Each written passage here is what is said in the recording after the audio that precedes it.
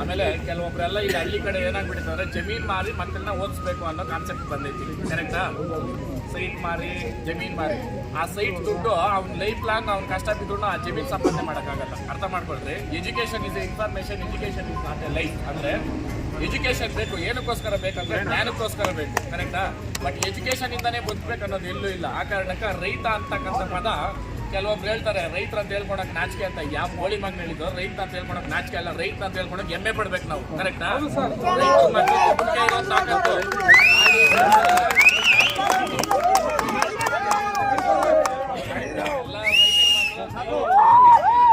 ನಾವು ರೈತರ ಮಕ್ಕಳು ಅಂತ. ಆಮೇಲೆ ತೋಟ ಜಮೀನು ಇದ್ರೆ ದಯವಿಟ್ಟು ವ್ಯವಸಾಯ ಬಿಡಬೇಡ್ರಿ. ಯಾಕಂತಂದ್ರೆ ಇನ್ನೊಂದು 4-5 ವರ್ಷದಲ್ಲೇನೆ ನಿಮ್ಗೆ ಗೊತ್ತಾಗುತ್ತೆ ವ್ಯವಸಾಯದ ಬೆಲೆ ಏನು ಅಂತ ಅಂದ್ಬಿಟ್ಟು. ಇವತ್ತು 100 ಜನ ಮಕ್ಕಳು ಹುಟ್ಟಿದ್ರೆ ಅದರಲ್ಲಿ 99 ಜನನೂ ಬೇರೆ ಕೆಲಸಗಳಿಗೆ ಹೋಗೋದು, ಒಬ್ಬನ ರೈತ ಆಗೋದು ಕಷ್ಟ ಆಗೈತೆ.